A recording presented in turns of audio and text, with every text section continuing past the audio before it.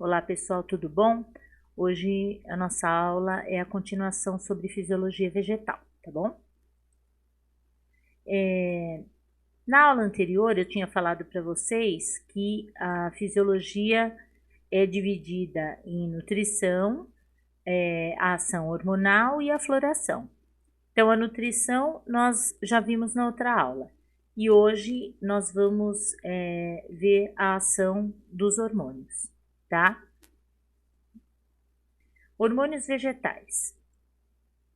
Eles também são chamados de fito-hormônios. Regulam o funcionamento fisiológico das plantas, tá? Ou seja, toda a função dela em relação a crescimento, a desenvolvimento de fruto, de flor, enfim, toda a parte fisiológica. São 5 os hormônios vegetais: a auxina, a citocinina, o etileno, a giberelina e o ácido abscísico. Hoje nós vamos falar só da auxina, porque é bem complexo, ela participa de muitas funções da planta, tá? Aí na outra aula a gente continua vendo os outros hormônios e a floração. Então, a auxina. Ela é o ácido indolacético, que é conhecida por AIA.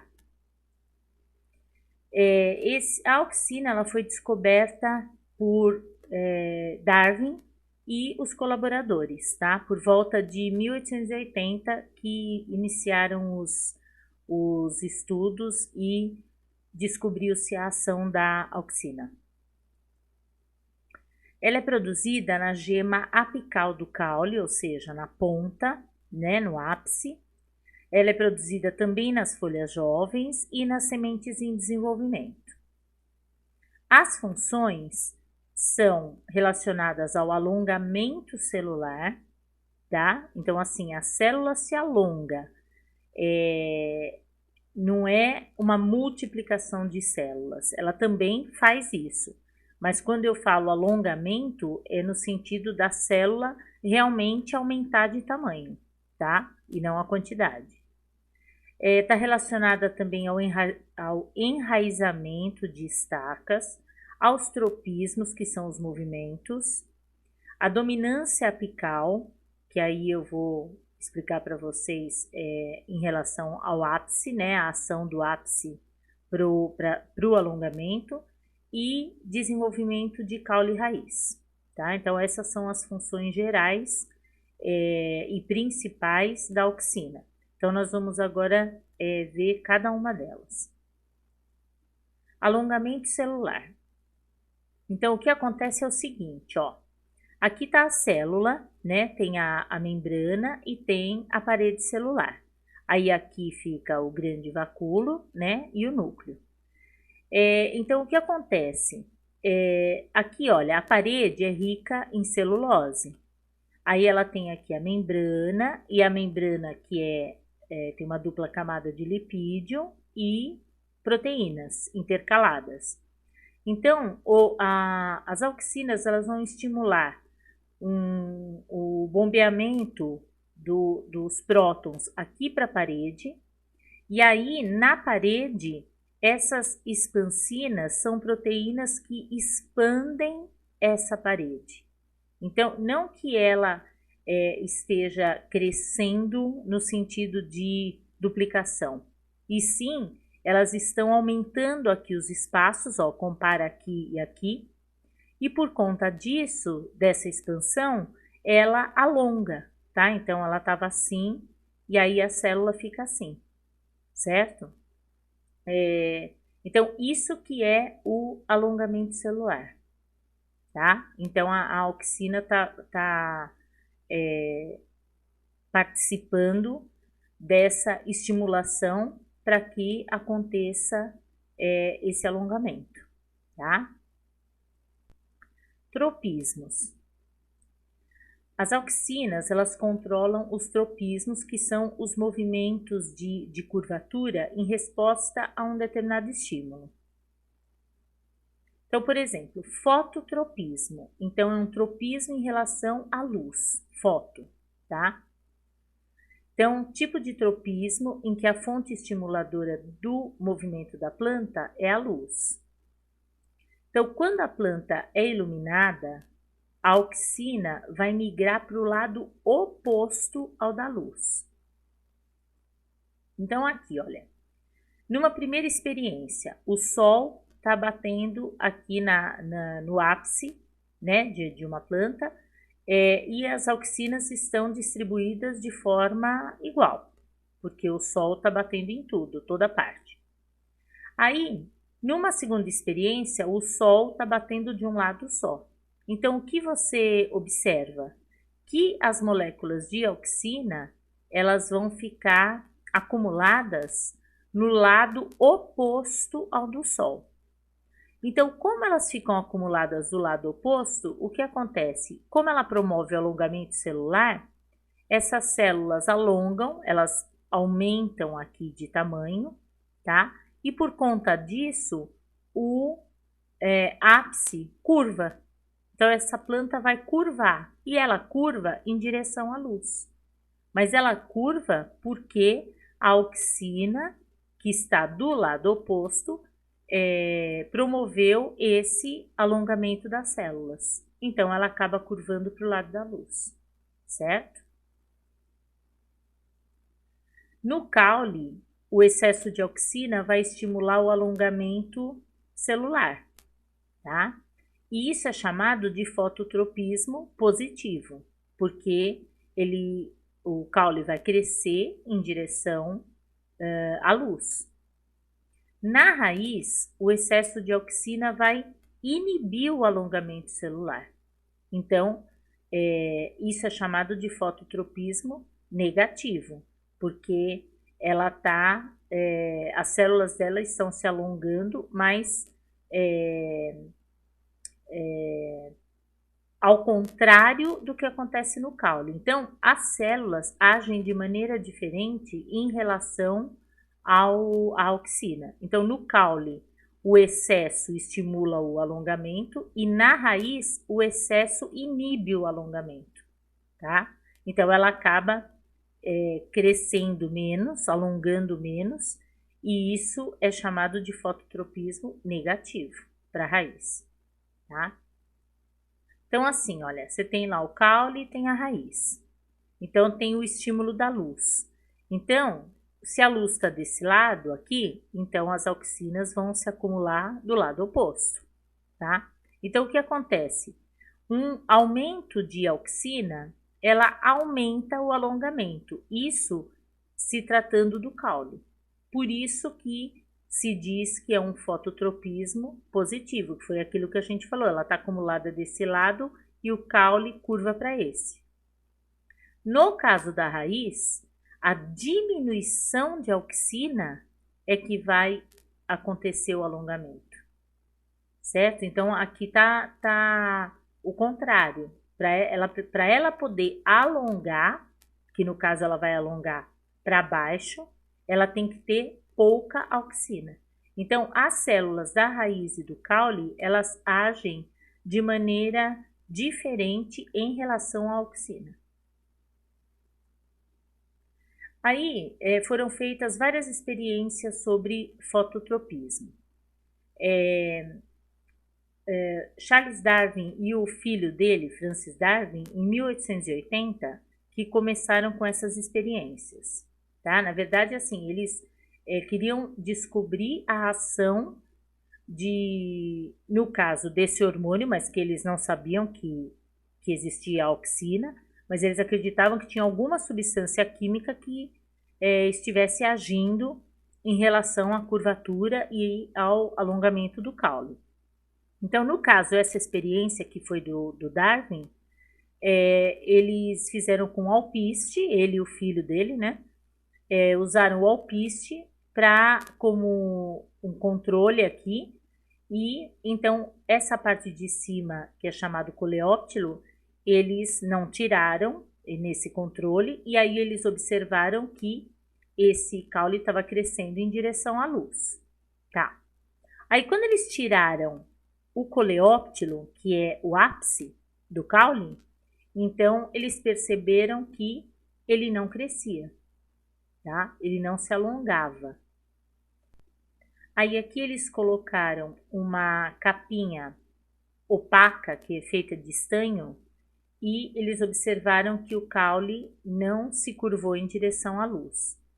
Então, quando eles trocaram essa capa opaca por uma capa transparente, aí eles observaram que esse caule se curvava, tá? Em relação à luz. E colocando essa mesma substância opaca, que é o estanho, só que não no ápice e sim na base, o caule também se curva.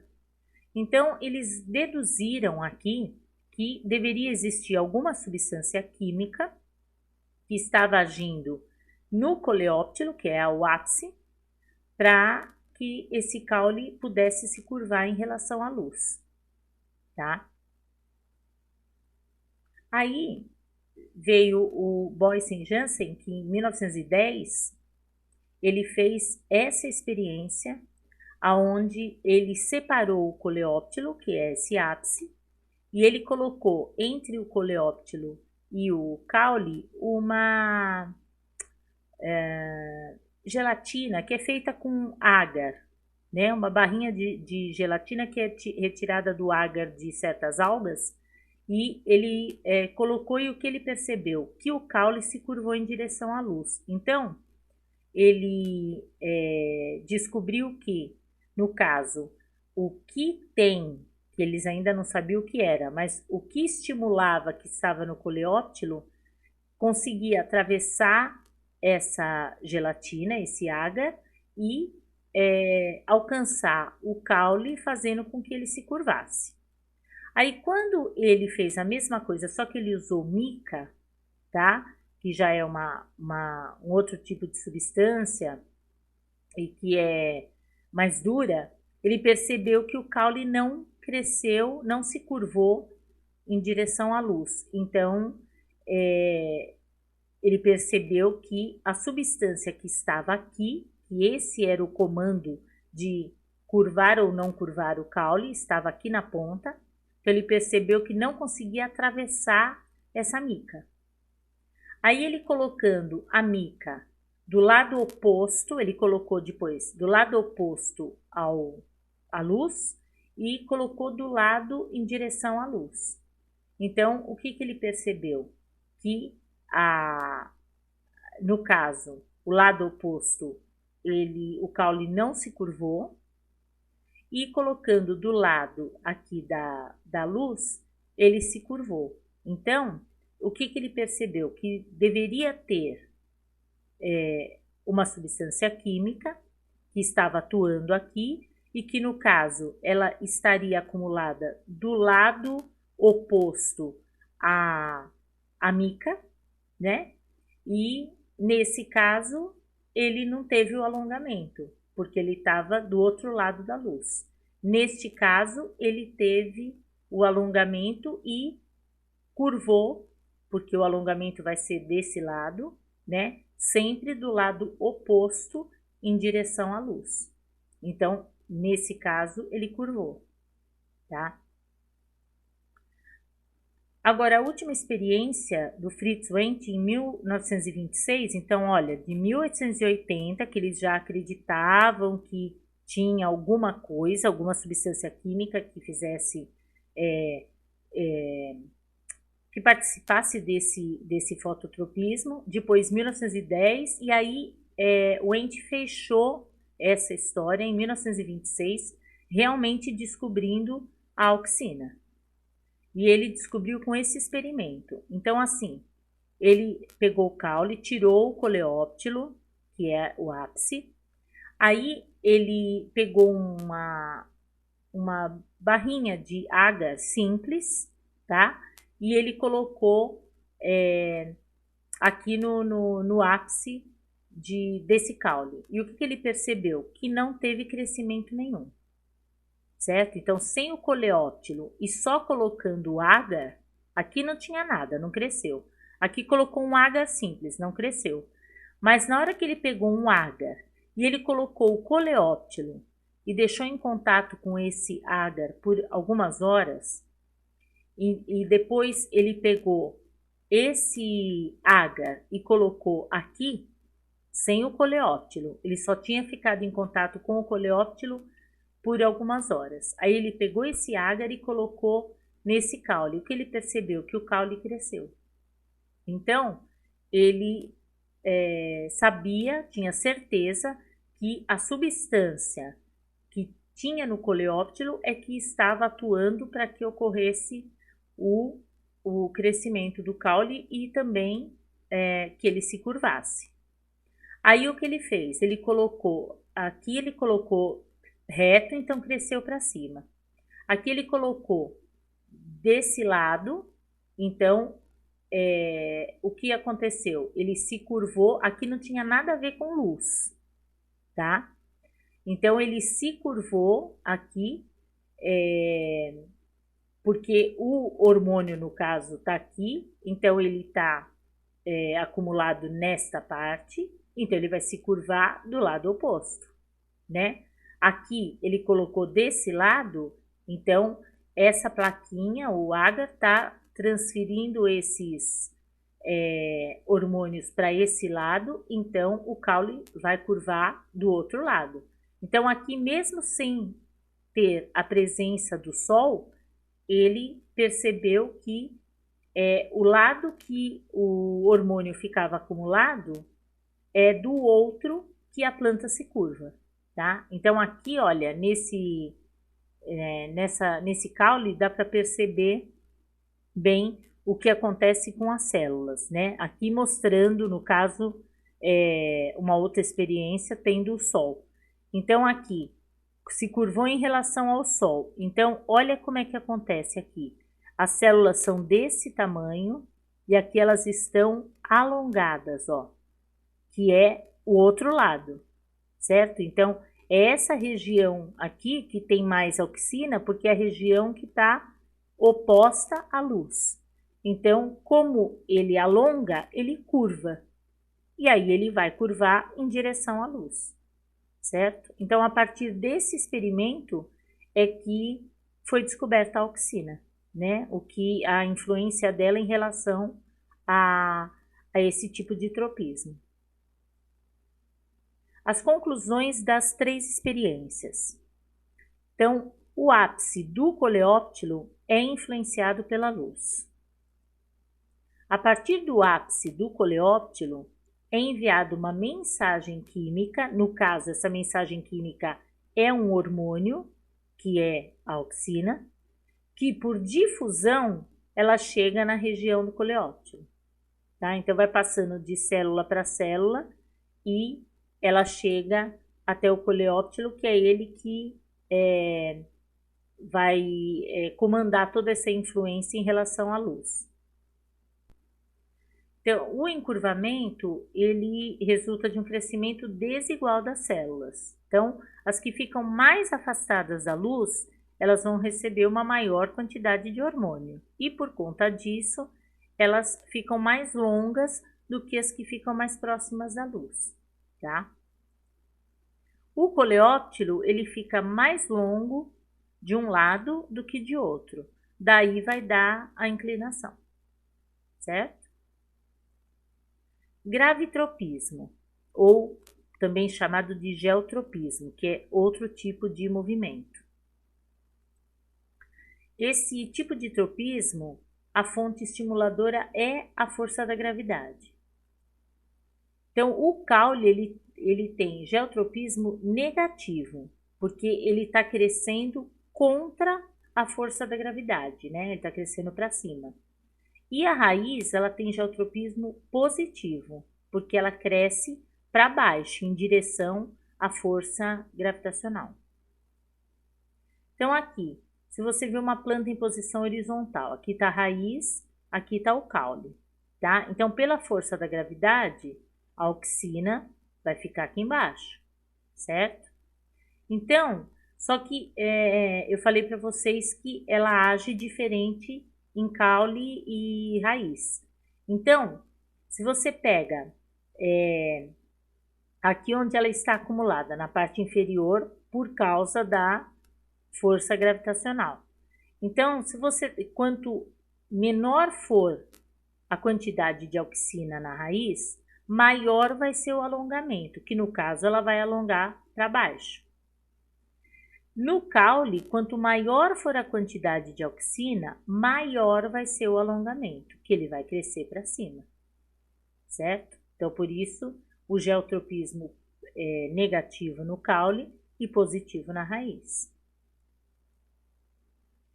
Nastismos.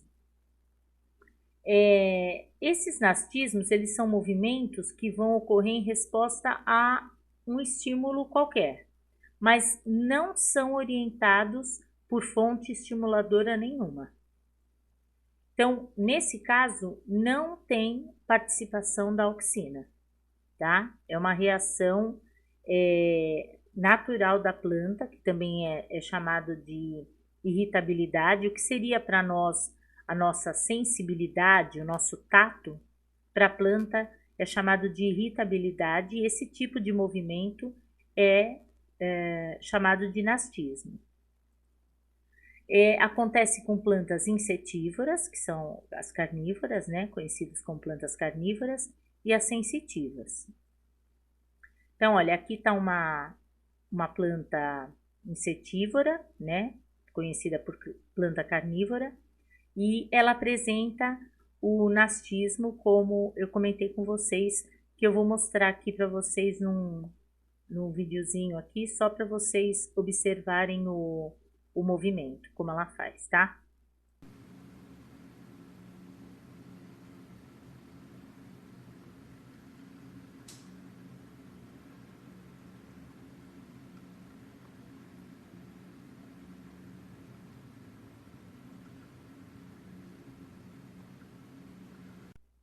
Agora, essa daqui, ela é uma planta sensitiva. Então, você toca e ela fecha, tá vendo? Então, é outro tipo de nastismo, um outro tipo de estímulo, tá? Dá uma olhadinha aqui no vídeo que eu coloquei também para vocês verem.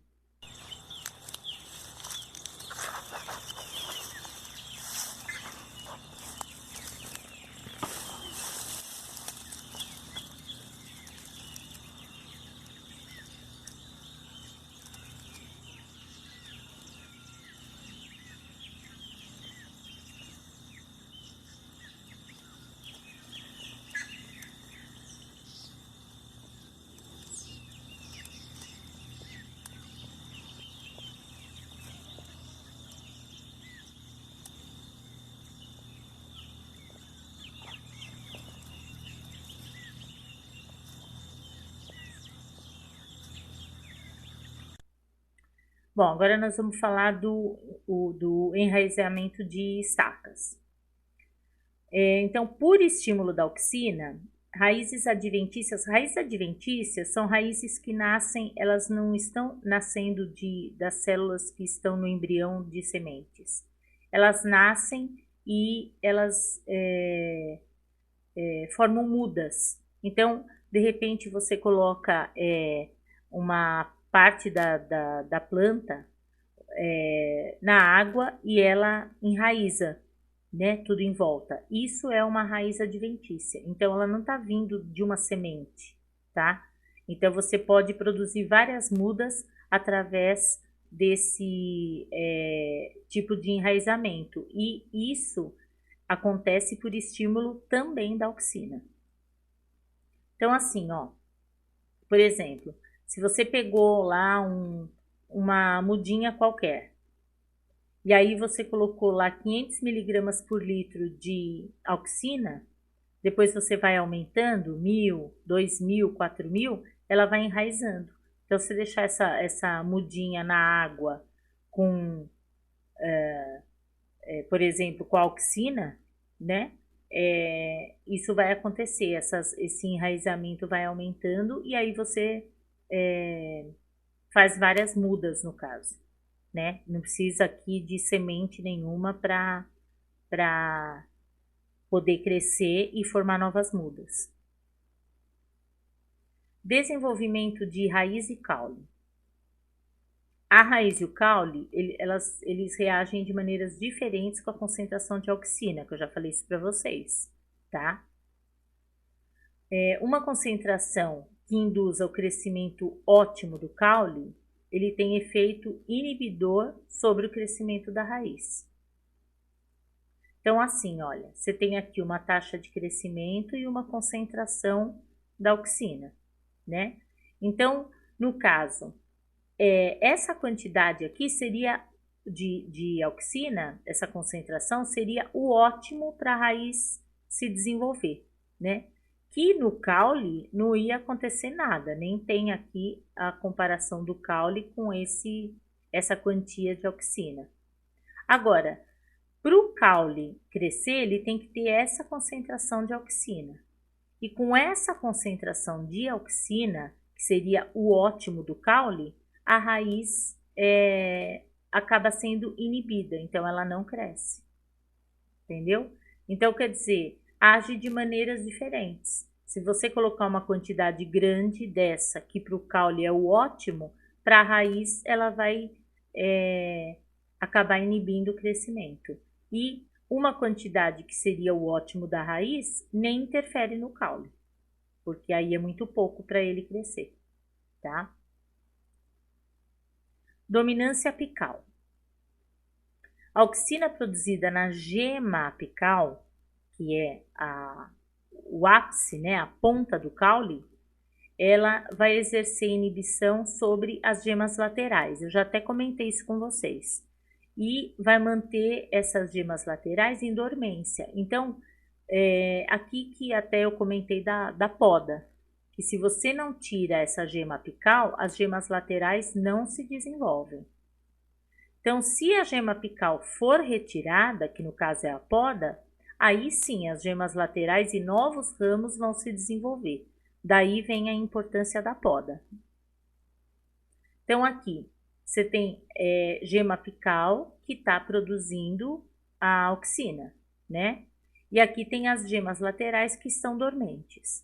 Então, não tirando a gema apical, ela vai crescer para cima e aqui na lateral não desenvolve.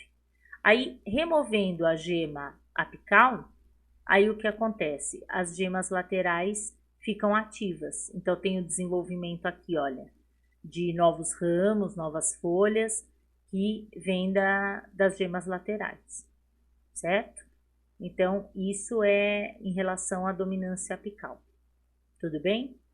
Bom, pessoal, essa parte das funções da auxina, eu termino aqui, tá? Aí na próxima aula, nós vamos ver os outros hormônios e como acontece a floração e para poder finalizar esse assunto de fisiologia. Tudo bem? Beijão para vocês. Tchau, tchau.